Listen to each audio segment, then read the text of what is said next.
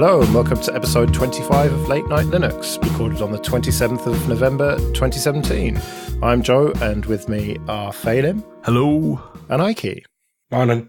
And Jesse is not with us. He is still, I think he's en route from America, just about to get on the plane or something. But we will catch up with him next time. Yeah, he didn't have time for a fast train.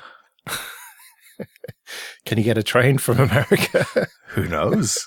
Lads, I think that's called a ferry. Oh, yeah. Anyway, enough of this nonsense. Let's do a bit of news. And RISC-V has been accepted into the mainline kernel, which is excellent news. So we might have a future with a fully open stack in phones, routers, PCs, who knows? Maybe. It's still very early days for RISC-V, isn't it? But it is totally open, and this is a major step as far as I'm concerned. You need to have proper kernel support for people to bother making the hardware and therefore the software that's going to run on it. Yeah, and there's a fair few large companies behind it as well. So, I mean, it's not like it's just a bunch of guys from a university going out on their own. There's a lot of backing for it from company-wise. I just hope it's going to translate into something that we can actually see soon. I don't know. I don't think it's going to be soon. There are some boards that are available to manufacturers, but I think that it's going to be at least another year before we've even got anything that's like a sort of single board computer, Raspberry Pi type deal. I think realistically, by the time we've got it in anything that's properly consumer ready, it's going to be at least a couple of years, if not longer. Yeah. But you have to start somewhere, and we have started along this road now, and hopefully it's going to mean that we've got something that is totally free software top to bottom. And obviously, like everything else, it's going to be running Linux. Yeah, Librem will be there to stick it into their phone when they finally build it in 10 years' time. I mean, that's the measure of success here. Like, how many failed Kickstarters are we predicting here? Not to say that Librem failed, obviously, but, you know, I say 4 Kickstarters and 2 imprisonments before we can really call this a legitimate option. No, hang on. No one ever goes to prison for not fulfilling their Kickstarter promises. Kickstarter just goes... I'd be right back. Just gotta do something here. Yeah, you can get away with whatever you want because Kickstarter and they're like Indiegogo and stuff, they just say that we don't take responsibility. It's a risk, whatever. What? Why didn't you tell me this years ago? I had jobs and I was in the market and everything. Well, you have a reputation, don't you? Fuck that shite. I like how a good positive story about a free open source processor goes to kicking crowdfunding in the balls. Well, it was always going to be a bit risky. Go on, pun is made now. It was a bit risky. Right, we can move on. Oh, yeah. All right, Firefox 57 Quantum. I'm staring at it right now. It's a little bit better than it was before. I wouldn't call it a quantum leap. Ha, ha, ha, ha, ha, though. Phelim, you're a Firefox man. Yeah. What do you think of it?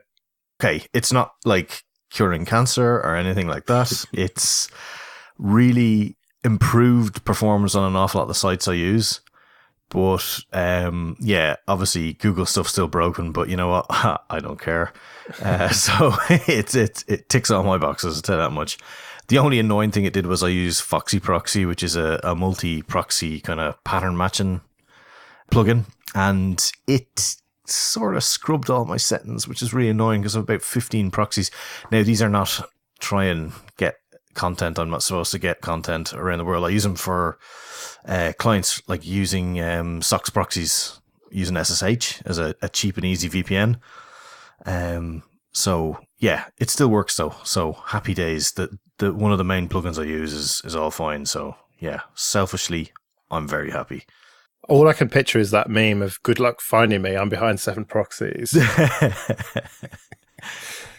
Yeah, good luck finding where I am is more the aspect for me. I'd be like, how do I get where now? Because I had to try and recreate the lot because I just deleted it all. I was like, yeah, cheers, that's great.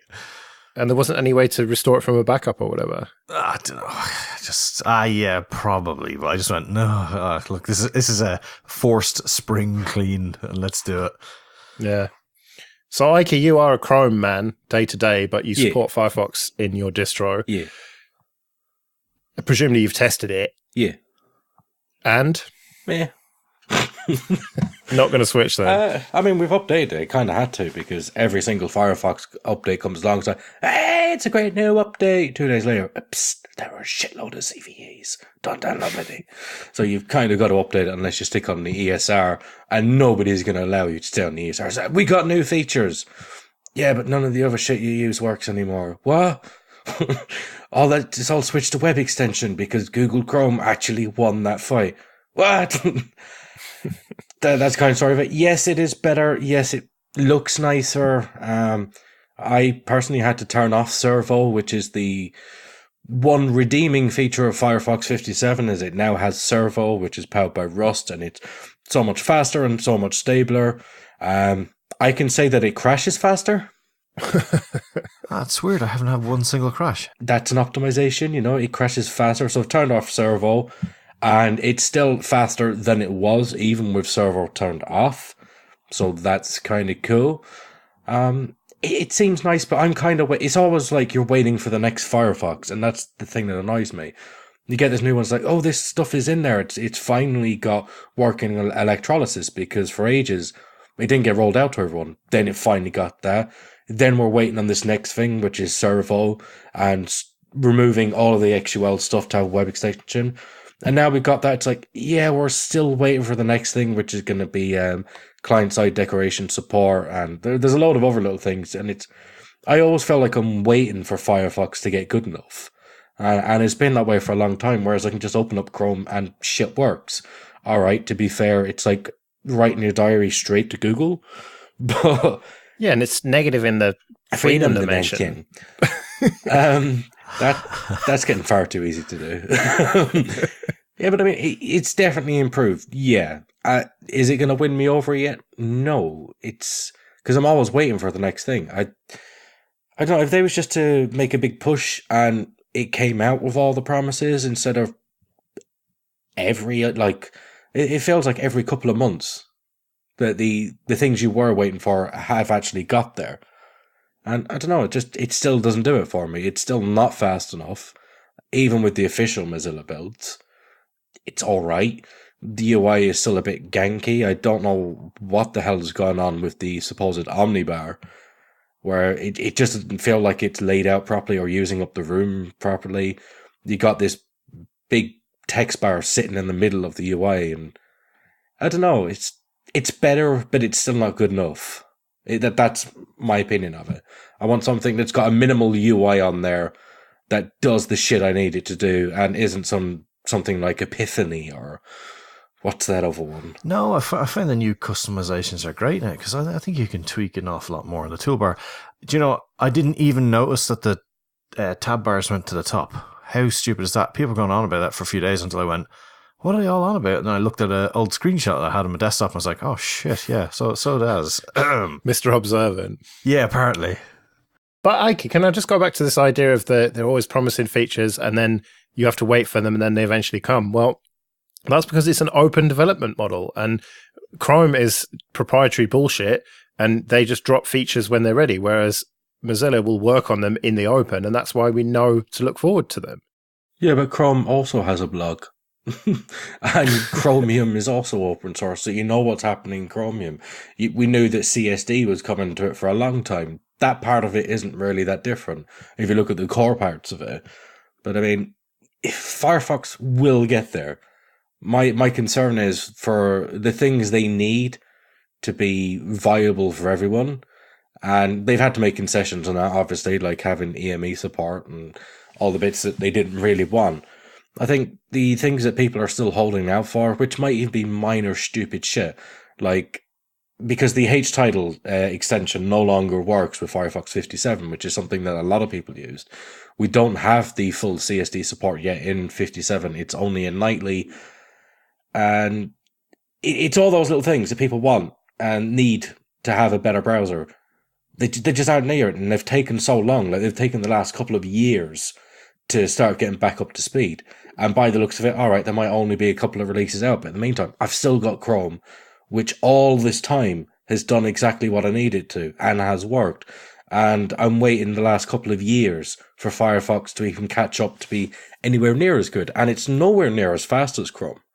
It's good you value your privacy so much. I have no privacy. I live in a glass bowl. There's not £1 million that Google give me every year that would be worth what they would get info-wise. Okay, well, look, compare our situations. My life is basically is out in an open bowl anyway. Everyone can see what I'm doing. Nothing that I do is really hidden.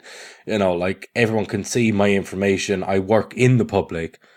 There's nothing left for me to hide at this point, you know, so... There are things, yeah, obviously privacy does concern me, and for those stuff, I have over solutions, you know, like in terms of my own data backups. But for my browsing needs and just going to GitHub and Twitter, you know, I don't have Facebook or I don't have any of that stuff. Basically, it's Google Plus, Twitter, YouTube, maybe the odd news site for Onyx, oh my god, Ubuntu. Those are pretty much the entire internet for me. Fair enough. All right, well, let's talk about one aspect which seemingly isn't that interesting, but is actually much more interesting, and that is the switch back to Google as the default search in the US. It doesn't really make much difference to me. I think it has always been Google, but... Start page. Whatever. Anyway, so back in 2016, so yeah, last summer, there was an article on Ars Technica about how the then CEO of Yahoo, Marissa Mayer, had done a deal with Mozilla that amounted to $375 million per year for Yahoo to be the default search in Firefox. And you would think, well, okay, now here we are a year later and they've switched back to Google, so they're obviously not getting any of that money anymore. Well, that is not true. They're getting all of the money from Google, whatever deal they've done with them. But they're also continuing to get that $375 million every year, this year, next year, and 2019, which pretty much amounts to over $1 billion, whichever way you look at it, from Yahoo, because there was a clause in it, in that deal that they did, that said if Yahoo gets sold, which as we know it has now to Verizon, if Mozilla doesn't like the person to whom they have sold it, they can change the search provider but still keep the money every year, which is either a spectacularly shit deal by Marissa Mayer, and she is either completely fucking incompetent, or whoever did the deal at Mozilla is a fucking genius. I think it's more the latter, to be honest. But it means that they're getting like double paid. They're double busy for the next year or three. Stupid like a fox. So they are minted. They were already doing all right, but now they've got money to burn. So they bloody well should catch up with Chrome very soon. I mean, I want that to happen, you know. Doesn't sound like you want it to happen. Seems like you're happy in your little Chrome world, polishing away. No, once upon a time, Firefox was all I would run, you know, back before they went mental and started chasing Chrome's tail, if you forgive the pun. And at the time, that was like Firefox 3 and Firefox 4. And then all of a sudden, they started jumping after Chrome and having these mad version numbers. And for me, that's when things started to go wrong, because once at one time, Firefox was the best browser that you could run when you was on Linux. It was the fastest to start. It was the fastest to run. It did everything that you need. And then over time, it started getting more janky. And then this wouldn't work. And then that wouldn't work. And then these extensions no longer worked. And these plugins wouldn't work. And then you had to have this thing, or that thing had to change, or the storage was gone. Or then they wanted you to sign up with this service, that service, and the other service. All right, you can argue with Google, you already signed up with a service, Google itself. But then they wanted things like hello, and then they wanted sync, and then they started putting fucking screenshot buttons. Most recently, like fucking a cloud-based screenshot function into my browser. I don't want that shit. I want a browser that fucking browses rapidly and uses less memory than it does. And to be fair, that screenshot thing is pretty cool because it can screenshot a whole web page, and you used to have an extension to do that. Yeah, but I've got an extension for that in Chrome, and it doesn't need to fucking cloud service. It saves on my box, and I can install it optionally. It's not part of the default thing. That's not a feature. That's a fucking toy you install afterwards. That is not like a defining feature for a browser. It's like, we got a screenshot button. Okay, are you going to compete with Edge and then put fucking annotations on it? Like, it just... yeah. To me, it feels like for a long time they completely lost their shit because they went chasing mobile as well. They had the Firefox OS, and then there was interest in television. And it seems they've finally been steered back towards the light, and they're like, oh, fuck, we make a web browser. Well, a couple of things that I think is really good, and you're never going to get things like this from Google, is in 58, they've got the additional privacy stuff that's coming in. And a couple of ones that they've publicized already is first party isolate. So all the data that associate with it, like any of the third party stuff, HST data, cache images, it all gets associated with the domain. And then you've also got fingerprint resistance. We all know, like, you can tell more about what plugins you've got installed, all that. All the amount of info that your browser leaks is, they're actually going to put in something there where, I don't know, where they're going to scramble the data, and every time you go to a different site, they're going to just make up random stuff like what plugins you have, etc. I think things like that, things that no advertising company would ever allow, they're going to have in there by default. And I think that's really good. No, I do agree with you. I think that is good stuff, and that is good feature add for a browser. But that goes back into what I was saying. It's like, this is them getting back to being a browser first company. This is their most important product. And that makes me happy, because I want to see them doing that again, where it is, Firefox first, and getting features that matter to the browser, not just competing in silly fields just because everyone else in the market is trying to do it. So let's get a leg up. That's what I want to see from Firefox. And that's the sort of stuff that would make me go back to Firefox and get rid of Chrome, because the truth is, like you say, once you're in Chrome, you are completely locked into it. Everything you do there, you are just part of a statistical analysis for an advertising market. Nobody really wants to be there, he says while selling his soul. But that's the sort of stuff that would take me back to Firefox. But it's taken them so long to do this about turn. Well, I was running off and chasing the shiny. So I'm hopeful that in another few releases, maybe by, say, 59, when everything is established, it'd be like, this is a dominant force again. This is something I would like to use. So I do have my fingers crossed there, but I'm also going to be pragmatic at the same time. All right, well, let's move on and talk about Android kernels and how there's a possibility that we might be able to get generic kernels that will run across multiple ARM devices. This is too good to be true. Phelim, you've put this in. Please explain to me how this is not too good to be true. It sounds too good to be true. They even say that all the work that they're doing to make it a single kernel for all the devices is sort of being pissed away if any of the vendors don't actually get on board as well.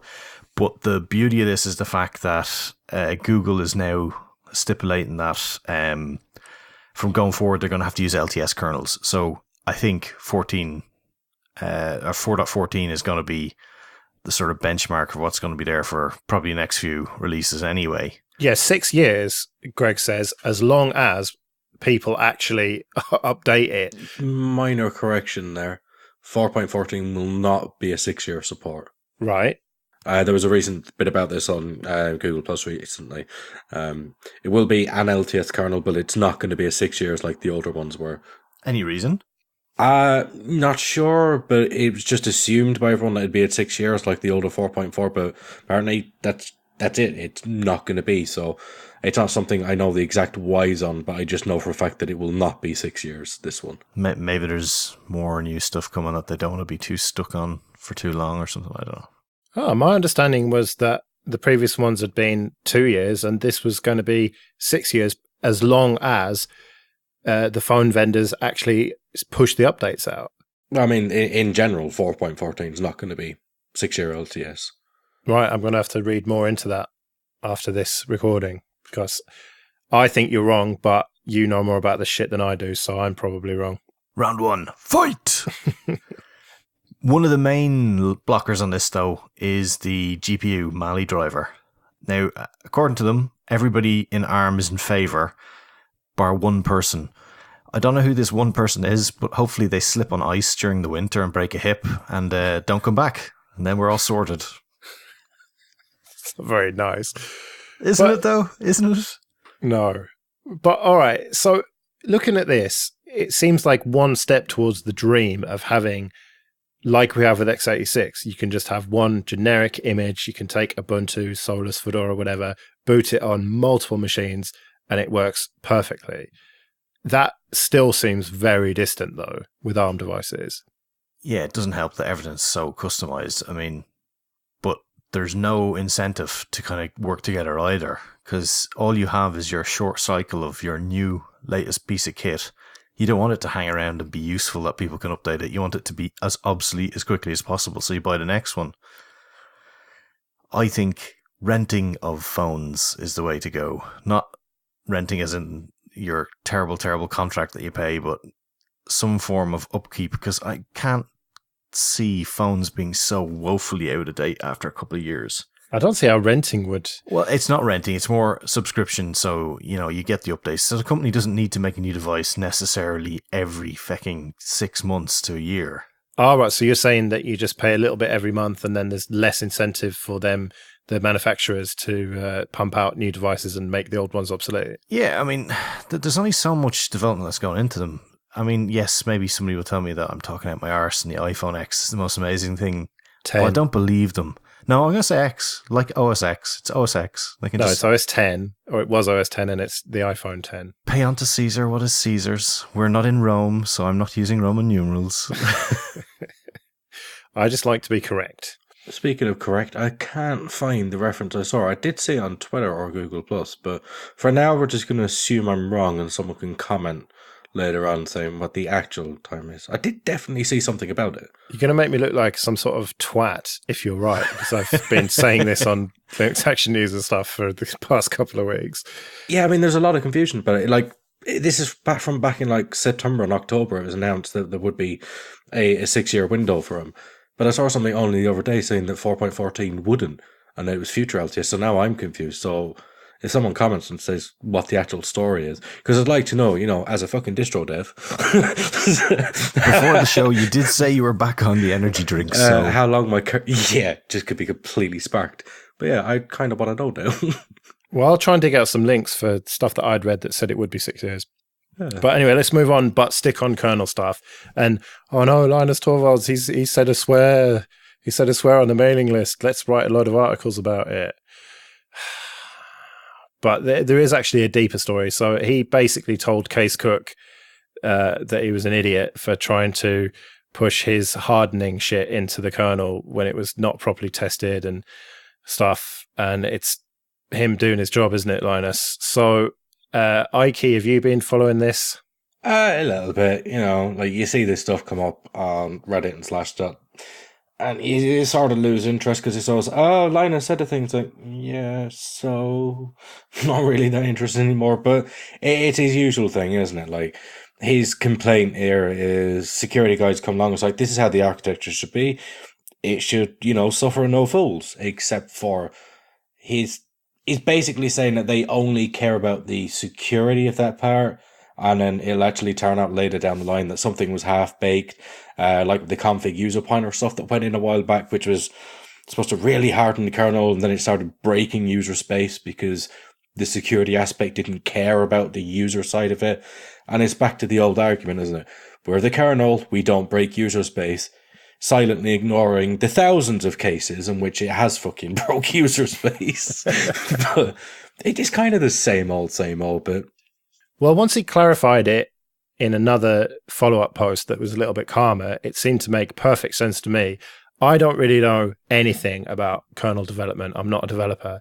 But the way he explained it, even in quite technical terms, seemed quite logical to me, that you can't have these hardening things fucking up the rest of the kernel for security's sake.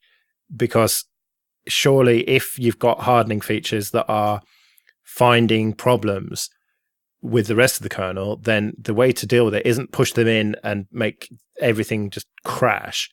The way to deal with it is find the problems and then offer patches to fix those problems. Yeah, and as they say, you log something first. You don't just test in production. No reason for this to actually go and do anything. You can just log it to dmessage or whatever, and then people will look at it and go, why am I getting all these hundreds of lines of this happening all the time? Is it a bug? Is it what? And then people could look at the system and go, I see, we've got something wrong here, as opposed to just going, kill. There you go. Fuck you. I mean, it kind of seems in his calmer follow-up, as he said, I mean, the main thing seems to be what the security people are trying to do, from what I understood of this anyway, are they're closing the gate after the horse is already bolted. I think that's sort of the way he's looking at it. Like, you're trying to put this big trap at the end of it when the horse is already long fucking gone, where he should be fixing the other part of the kernel to not do that stupid shit in the first place. And, then causing problems for user space. Yeah, I think a bug is a bug, as he says. Fair enough. You should report them slightly differently, but they are just bugs. Which follows into... what the fuck? How is it that Case Cook is getting into arguments with the fellow from GR Security and they're dropping 0 days on each other on Twitter? Well, it's like you've got a dick on one side and a prick on the other. You're getting fucked either way, really, aren't you? So it would seem. This is not how to go on. No. Arseholes. Honestly, ridiculous. I mean, Keys is wrong in the first place, but to then follow it up to counter it with another one, I don't know. I think that's worse. It's like that thing in a rugby game, who throws the second punch is the one who gets penalised, not the first. Yeah. Yeah, so it's Case Cook, by the way, not Keys Cook. Well, it's Keys, because that's where Yankees come from, because Dutch people were Jan or Keys, and that's where they said all the people from New York were Yankees. Well, I double-checked this, and on the Ubuntu wiki, his entry there says that it's pronounced Case. So Dutch people, write in and tell me how right I am. Yeah, okay. But yeah, Brad Spangler from GR Security decided to drop another 0 day. It's just like, what the fuck, guys? Sort it out. Do that sort of thing in PMs or whatever, not on public channels like Twitter. If you want to one-up each other, then there's PM on IRC or whatever to do that. It just makes everyone look bad when they do this shit. And the real problem with the Spangler guy is he's clearly sitting on a bunch of 0 days. He's not passing back upstream because that's how he makes his money. And then he goes on about it being slavery that people use his patches without paying for them, despite the fact that he's based it on a Linux kernel that, if it wasn't there, he wouldn't do. He wouldn't have anything to do with it. It's like, I don't know where these people come from. There's a special breed of people required to do this type of work, and they're lacking in some areas. Yeah. All right, well, let's cheer things up and let's talk about some gifts that are positive in the freedom dimension. Oh, man, the FSF, bless them, is all I can say. Give the gift of freedom. A new phone or computer can be the highlight of the holidays, but with proprietary software lurking under the wrapping paper, your thoughtful gift may be more naughty than nice. And so there's phones, yeah. So instead of a new iPhone, buy them a shitty old Galaxy phone with replicant, which we know is terrible. You can imagine the Facebook post now. I don't know why my wife of 20 years split up with me. She'd asked me for gold. But according to Stallman, that would allow you to then concentrate on patching Vim and the like, rather than wasting time on human relations. Yeah. Well, there's a couple of all right looking laptops, like old ThinkPads, which you know are going to be solid and are going to work well, and they work properly with Triskel. And well, they're solid because they're made out of fucking bricks. Yeah, they're literally solid. There's even a convertible, the X200T, which looks quite nice for maybe 10 years ago. It'd be almost too modern for you, though, Joe, wouldn't it? Yeah. Have they updated the CSS? Are they using CSS on this? I'm just amazed by the website at the moment. Continue. Sorry. But and books, DRM-free ebooks, and there's some links to that, which is good. And then stay away from Amazon. Amazon is one of the most notorious DRM offenders, which is true, isn't it? And where's O'Reilly? While the publisher's ebooks are still available from third-party sellers in both DRM-free and DRM encumbered formats. You had to fucking remind me, didn't you? You had to remind me, the pain. They stopped selling their DRM-free catalog earlier in 2017, so yeah, that sucks. Stay away from Spotify? Yeah. What? And stay away from Netflix as well. They pushing DRM as official W3C recommendation. And to be fair, Netflix, right, they always said with DRM that, it's not our fault, it's the studio's making us. And now they fucking make more content than they buy, and it's all DRM to the max. Yep. So that's just bullshit, quite frankly. So hang on, wait, FSF was right then, yeah? So it would seem. Yeah. But it's an interesting read to, if nothing else, to see the state of truly free stuff that they endorse versus like what's actually modern and good. I mean, it is improving, isn't it?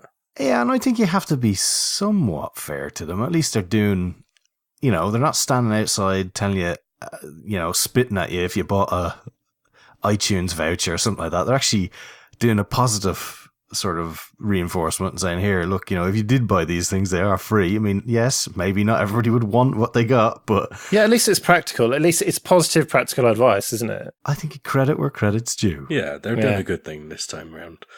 Anyone notice that again, I don't know why I'm fixated on the color scheme here, but does it remind anyone else of the System 76 branding? Yeah, it does a bit, actually, with that yellow underlining and stuff. Yeah. Maybe they've taken a leaf out of their book.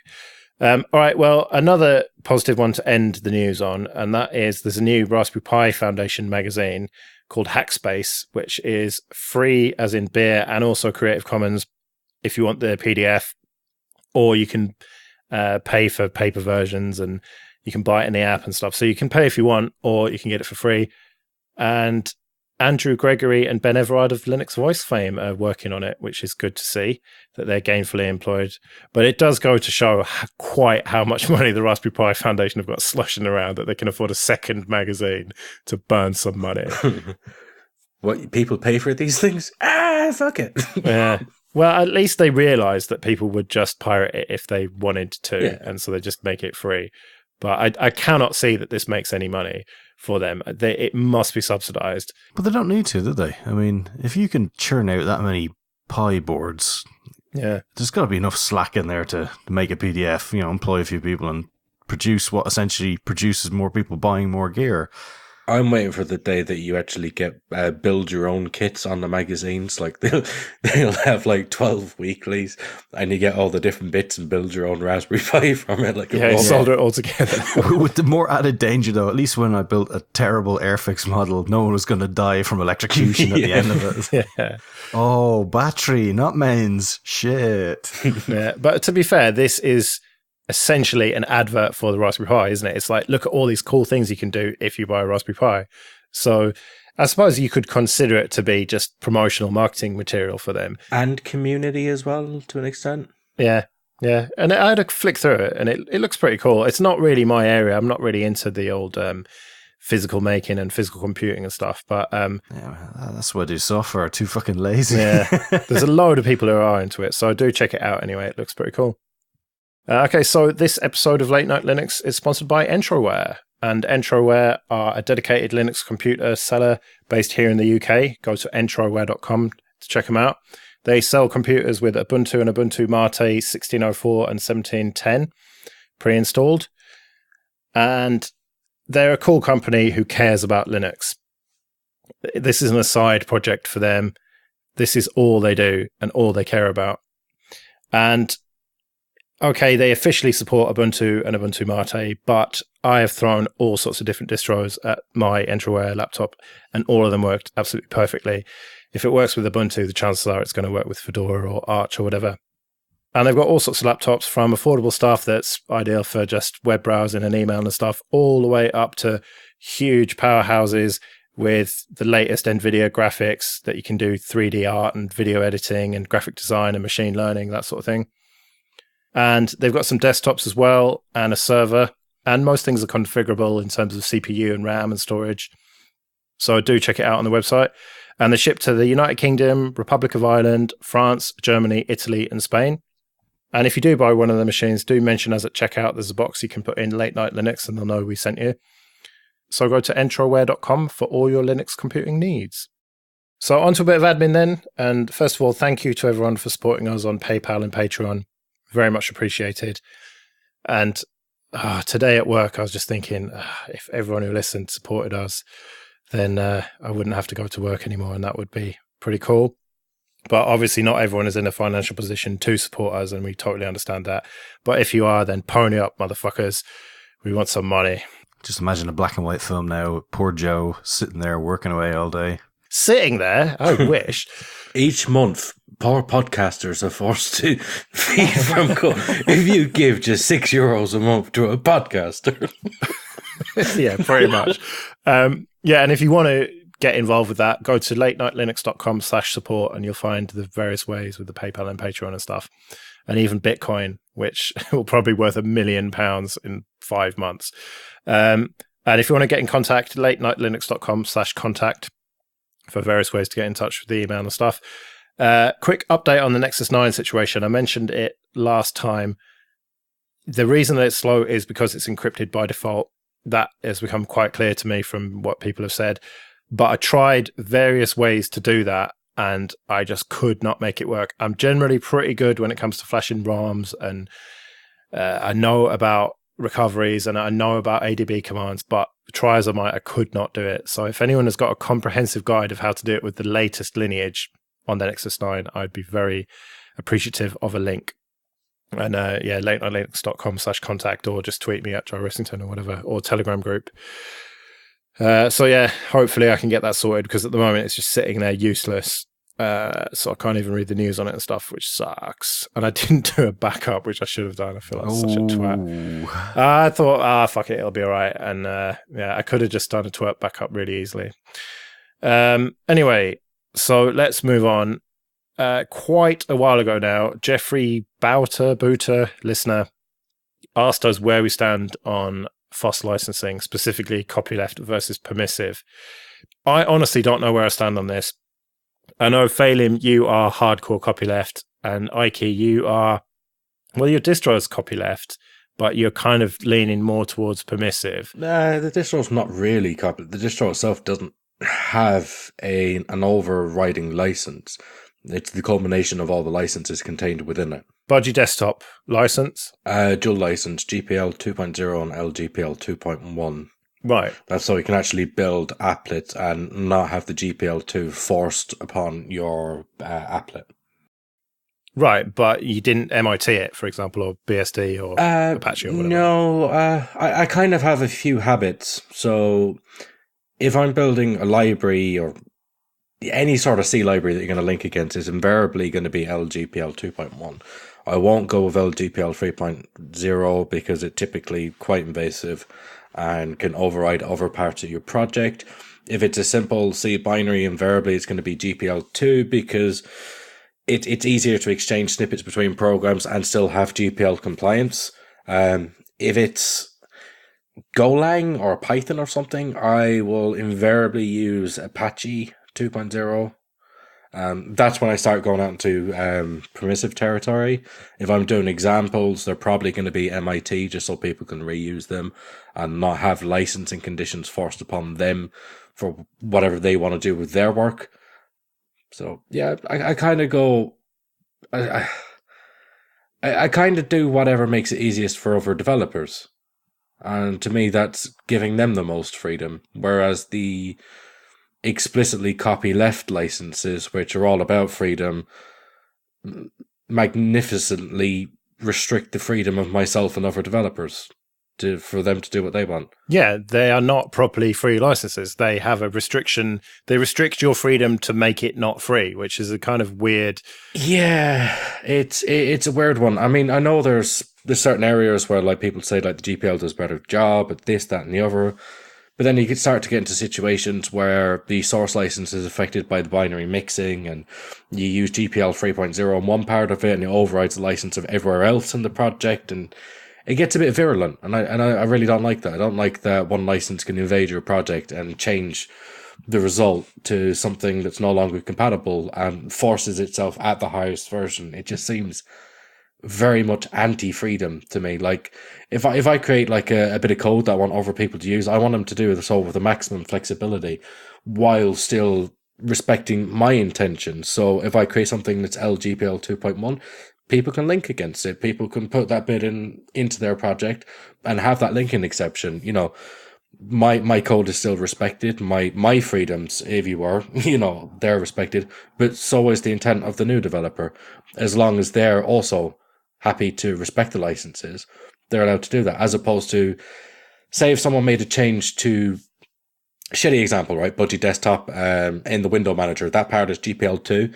If somebody then went to put a GPL-free change in there, like using GPL-free code, and I didn't know about it, I stand risk that I would have to relicense the entirety of Budgie to GPL-free just for that code snippet. Like, you cannot backport it, but someone can quite happily take my GPL2 code and put it in their GPL3 stuff. It's that virulent, like, it's that dangerous. And I do view GPL3 as a very dangerous license. So I only have one project that I'm aware of that is actually GPL3, and that's only because it's Python, and I cross-developed the code for 2 different projects, one which was already GPL3. So I started the new project out as GPL3 to comply. But I wouldn't knowingly ever start a project now that was GPL3, just because that risk of invading other projects and completely upsetting that ecosystem and their licenses. I think it's a disgusting license, personally. All right, Phelim, you're sitting there triggered. So defend copyleft. I'm not hardcore. I'd say more softcore copyleft. Vaseline on the lens. Yeah. No, I mean, I can totally see your point. Yeah, you don't want anything to spiral through the system, but I did kind of laugh internally when you were standing up for developers going on about how virulent GPL code was. But even in my own projects. Would you go as far as to say it's a cancer? Yeah, I think cancer is a virus, is it not? I'm not sure. A million biologists have cried out in pain right now with that. Some cancers are caused by viruses. Oh, God, there you go. Okay. It's good enough for me. Okay, so I can see your point. Yeah, you don't want to accidentally import something, get GPL3, rip it through your system. That makes complete sense. I am not as opposed to GPL3, but I think you should sort of, keep it in a tier of, this particular piece of software. I don't want anybody to end up using this piece of software and be taken advantage of. So I'm taking it from the user's side of things, because I think developers are smart enough to develop their way out of a problem. I think a user who just wants to use a computer needs to be protected, because I think a lot of the time they are not. Oh, that's such an authoritarian bullshit way to look at it. Right, okay, I'm going to channel Paddy now for the old Luddites listeners. So, if you've got a permissively licensed bit of free software, say Apache or MIT or BSD or even public domain, and someone takes that software, makes some changes, and then makes it proprietary, then so what? Your original software is still there, and yes, they haven't shared their changes, and yes, the community has not benefited, but there is no net loss, because your original software is still there, is still licensed under a free software license, and is available for anyone to use. So what's the fucking fuss about? There very much can be a thing. Look at how Chrome has now managed to beat down Firefox by doing nothing more than be good. No, it's not just being good, though. If you honestly say to me that you don't think there's shenanigans afoot with Google Maps and what's their talking thing called? Hangouts. Yeah, if you're not telling me that they're doing some sort of fiddling going on there, I do not believe you. Well, the fact that Maps just crashes constantly in Firefox. Without a doubt. I don't think that there is malice there from Google. Yeah. You definitely wouldn't want a completely open browser that respects users to be sort of lulling their people away. Like, but I mean, isn't that like a different problem? Like, obviously, we all want to use free software. Well, I got interrupted. I was in the middle of making my point, and I was savagely attacked by wrongness. Well, hang on. Right, back to this Maps thing, right? Now, I'm saying this. I don't think Google deliberately makes it crash in Firefox. I think they don't give a shit about Firefox, and they don't test it in Firefox. Yeah, and they do an awful lot of winking when they're saying that they're not doing it on purpose as well, I'm sure. Well, my theory on life is the malice and incompetence thing. Never put down to malice what is incompetence. I think that it's just them not giving a shit, not testing it properly, if at all, because why bother spending money testing it on a browser that you don't care about? So you're saying they've hired some of the best developers in the world ever, got them all together, and are incompetent. Fair enough. That, yes, definitely doesn't sound like a... I would agree that there is a market benefit to having large products work better in your browser than another. Like, I will not dismiss that point. Okay. Seeing as you've brought it up, right, this is going to be one of my points where I think GPL software is good. You wouldn't have the likes of Chrome if it wasn't for GPL software. Because, if you remember, it was Conqueror's KHML engine, which Apple took to strip down to make WebKit, which they got berated for not releasing properly. And when they eventually did release it, they released it with a whole bunch of Apple-referenced internal, this fixes A5 72164, and it was no use to anybody until they were beaten with so much guilt that they had to actually release something. And then Chrome became out of all of that. Now, you can go and say, well, of course, they just would have used something else. Yeah, but they didn't. You know, it's like, why is Linux so popular? The GPL is a contract that says, whatever you do now, we're not going to take it and take it proprietary. You put in the work, and the contract is, at the end of it, no one gets screwed over. No, but that's such a misconception that you're not making it proprietary. You're making a proprietary thing from it, and the thing still exists. It's like this idea of piracy, or you're stealing a thing. No, you're making a copy of it, making some changes, and not releasing those changes. The original thing is still there. Yeah, but what you can do is take all of that and then use it to crush the open side of things. Look at Apple. You tell me then that because Apple has released a kernel that they got a free ride on, everybody can make an equal system to macOS. No, they can't, because they're able to use their might. Freeload off, I mean, you know, you can say, well, they took the BSD kernel. Yeah, they took it because they could use it and not have to give anything back. And while they did release the source code for it, it was an awful lot after the fact, you know? It's like a bit of history rewashing going on there. You know, they used their advantage at the time and got as much free out of it. It's like the guy from GR Security, you know? Why is he not using a BSD system to patch and make all secure? He's not, because there's not the users there for it. The reason people are using Linux is because they know it can't go away. And you can say that, you know, the software doesn't disappear. Yeah, it doesn't. But you know what? It can become stagnant and useless. And it's not like the world is remaining stationary. The hardware that you're using is not remaining stationary. Everything is constantly in flux. And if you're not keeping up with it all the time, it might as well be dead. It might as well be taken away. I'm not saying that it's a good thing that people do that, but I'm just saying if you're going to be free, you've got to be totally free. Surely. No, that's nonsense. That means that if I don't like the look of some guy on the street, I'll just shoot him in between the eyes. I mean, no, there are rules on life in general. I mean, you can still have a very free society with still having some rules to allow freedom for everyone, not just the strong.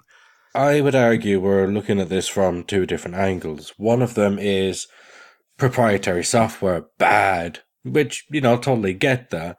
But say from my perspective, I'm talking about developing code bases and allowing people to contribute in a meaningful fashion. And you will find that there are very many projects out there that are under permissive license that are very, very, very popular, right?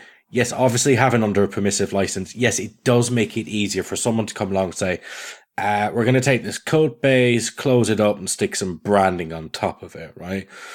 That can totally happen because Chrome is a perfect example of that, right? It can happen, but say from my perspective, it's... Okay, first and foremost, I am not a free software developer. I'm not a free software developer because I am not a fucking politician. I do not agree with forcing social contract upon everyone, which is very much what people who want to see GPL free win the world are about. And that's not me. This whole thing that if you use GPL software, you adhere to these freedoms, and it's a political decision to use free or open source software. That suddenly it's a political and a social issue. For some people, they just like it and want to use it because it's cool. Nobody uses Android because it's based on Linux, right? Maybe a couple of people do. They use it because it has market dominance and does what they want it to do. You know, there's not people coming to Solus because they go, Jesus, you know, that's based on free software. They go, you know, I actually like the fucking look of that. That seems pretty cool. So people can use things because they are good and because they appeal to them. And I don't think that we should use/abuse licenses as a way to force our own social or political or socio-political agenda on unsuspecting people by using the license terms as a condition that they are bound into this new social contract. I think that's complete and utter bullshit. And that's sort of why I sway towards permissive licenses, where people aren't standing there with fucking fence posts and torches expecting you to join their cult, because that's the way this whole thing comes across. If you allow people to have a little bit more freedom in how they collaborate with a project, but then still understand that there are terms for contribution and an expectation that there is this open community around development, I think you'll get there. And I think a lot of the problems that we actually have, like say with the Apple thing, basically pulling the wool over people's eyes, that wouldn't happen so much today, because it's now as an industry standard practice to use open source software. It is laughable to not use it anymore. So I don't think the risk is as real as it once was. Now you could argue that the GPL made that possible, and I would fully agree with that. The GPL made it possible to get to a world where open source, free and open source software, is the industry norm. But I think because of that, you no longer need to force the contractual obligations of the GPL on people, because it's fucking stupid to act in the proprietary fashion that we have done for all these years, because it's just not good anymore. Okay, that's fine. But I think there's a funny thing is that you are probably around 10-ish years younger than me, right? So you didn't grow up in quite the same environment where software was always proprietary.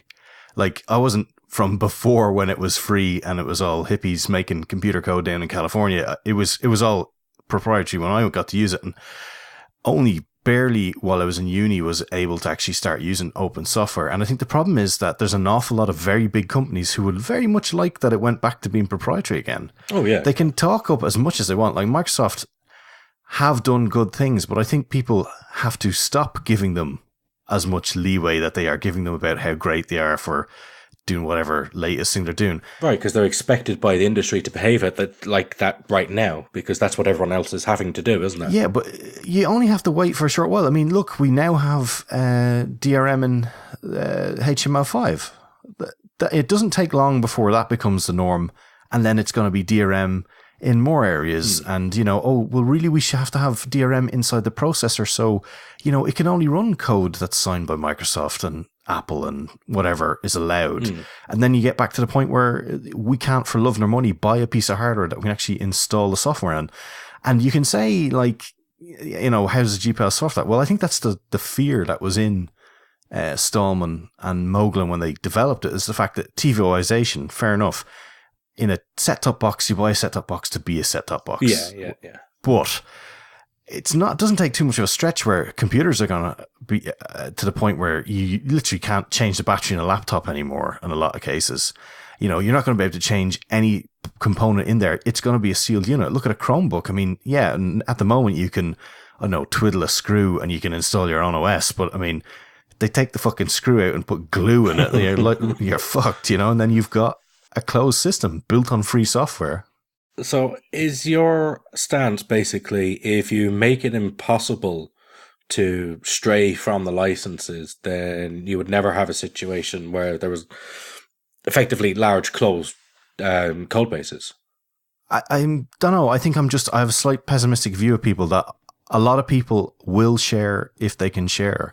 But I think there's an awful lot of people out there who want to do harm, because all they care about is making money and making sure that you can't just use that software for as long as you want. They want, you have to pay every month, because if you don't, the license kicks in and cuts you off. And sure, they can't do that if it's open. And I totally see your point about you don't want to release a piece of software. You want everybody to be able to do whatever they want and use it, as easily as they can. Yeah, I mean, I'm more of a hippie than the hippies that are defending it, right? And it's an absolutely valid goal, and I'm totally with you. I wish it was like that, though. But it's like, I believe that we need police and we need armies, for the main reason that even in our own history here in Ireland, like, we see how things can go. And sometimes peace is the most dangerous thing you can have. Hey, yeah. Just you wait till that hard border comes back, boys. Oh, no, it's going to be digital, apparently. And it'll be running proprietary software. No, I mean, you are right.